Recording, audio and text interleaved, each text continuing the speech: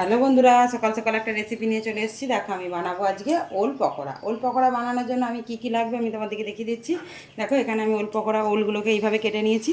এগুলোকে আমি দেখো মিহি মিহি করে এ দিয়ে ক্র্যাচার দিয়ে মিহি করে নেবো একদম, যাতে আমার ওল পকোড়া। আর এখানে আমি বেসন নিয়ে নিয়েছি আর বাদ বাকি সমস্ত মশলা নিয়ে নিয়েছি। আমি একটা একটা করে দেবো, তোমাদেরকে শেয়ার করবো। তোমরা পুরো ভিডিওটা দেখো, তাহলে কীভাবে কী করছি অবশ্যই তোমরা দেখতে পাবে। আর ভিডিওটা দেখে অবশ্যই কমেন্ট করতে ভুলো না, আমাদের চ্যানেলটা সাবস্ক্রাইব করে নিও।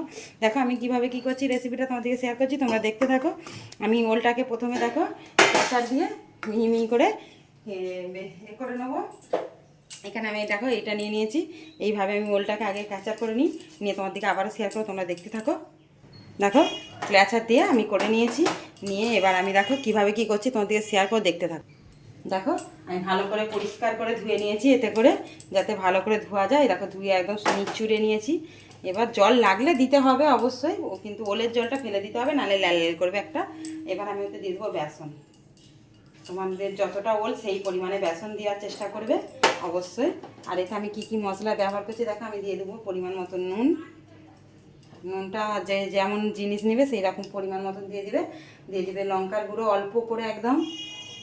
আমি এখানে কাঁচা লঙ্কা ব্যবহার করব। এখানে দিয়ে দেবো হলুদ গুঁড়ো, একটা কালার সুন্দর আসার জন্য। ওলের পকোড়া হালকা হয়তো একটু কালচে ভাব আসতেই পারে। আর আমি দিয়ে দেবো কাঁচা লঙ্কা কুচি। কাঁচা লঙ্কা কুচিগুলো ভালো লাগবে, মুখে যত পড়বে কাঁচা লঙ্কা কুচি খেতে ভালো লাগবে, ঝাল ঝাল। আর এখানে নিয়ে নিয়েছি দেখো কালা জিরে। আর আমি দিয়ে দিচ্ছি দেখো জিরে গুঁড়ো। আর দিচ্ছি দেখো ধনিয়া গুঁড়ো। আর সেরকম কিছু লাগবে না। আমি ভালো করে আগে মিক্স করে নিয়ে তোমাদেরকে আবারও শেয়ার করবো, তোমরা দেখতে থাকো পুরো ভিডিওটা। আর দেবো আমি একটু গরম মশলা। গরম মশলা দিলে স্বাদটা আরও ভালো লাগবে, ওই জন্য গরম মশলাটা আমি ব্যবহার করছি। তোমরা কিন্তু একটাও জিনিস দিতে ভুলবে না, সব রকম জিনিসগুলোই দিবে, তবে ভালো লাগবে খেতে। দেখো আমি ভালো করে মেখে নিয়ে তোমাদেরকে শেয়ার করছি, তোমরা দেখতে থাকো। দেখো এই তো পকোড়াটা আমার মাখা হয়ে গেছে।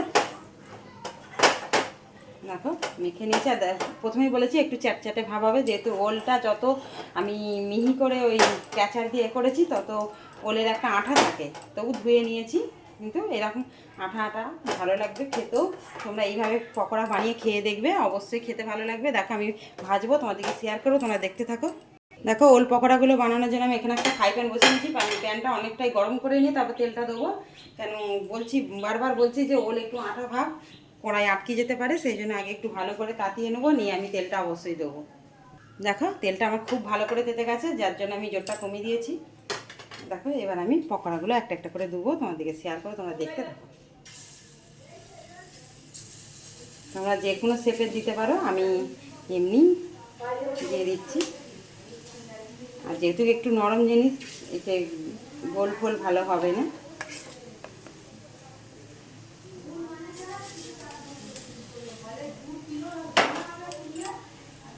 দেখো ভাজা হোক এক সাইড। দেখো একদিক হয়ে গেছে, উল্টে দিয়েছি। ভালো করে অবশ্যই জোর কমিয়ে ভাজতে হবে, জোর কমিয়ে ভাজলে ভেতর পর্যন্ত ভালো করে রান্নাটা হবে। এরকম পকোড়া হলেই মুড়ি খাওয়া যাবে সকাল সকাল। দেখো পকোড়াগুলো আমার হয়ে গেছে, এই দেখো।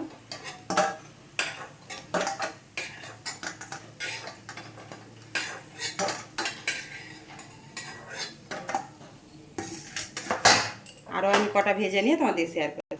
দেখো বন্ধুরা সমস্ত পকোড়াগুলো আমার হয়ে গেছে। দেখো ওলের পকোড়া। পকোড়া যেভাবে করে দেবো আমার ছেলেরা খুব পছন্দ করে, যার জন্য একটু পকোড়া বানায়। আর যার জন্য ওদের পেটে একটু সবজিও যায়, একদম সবজি খেতে চায় না। দেখো তোমরা এইভাবে বাড়িতে ট্রাই করবে, বাচ্চা বড় সবাই খেতে ভালোবাসবে। অনেক অনেক ধন্যবাদ।